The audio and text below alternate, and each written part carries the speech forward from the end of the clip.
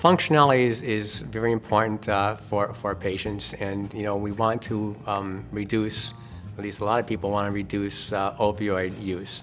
So it becomes a fine balance between treating the pain and functionality. To assume that functionality decreases if we put patients on opioids is just not true.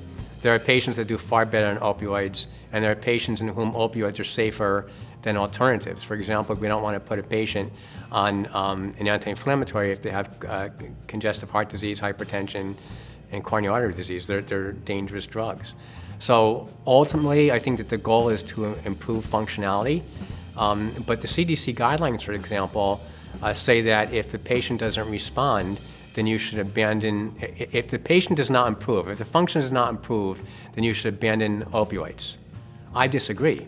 In some patients, the goal is not for improvement in function. For some patients, it's reduction in deterioration, right? So if you have a patient that's got Parkinson's disease or some kind of neuromuscular disease where we know that it's progressive, we're not going to get better, but we want to keep them active so they don't get worse as rapidly.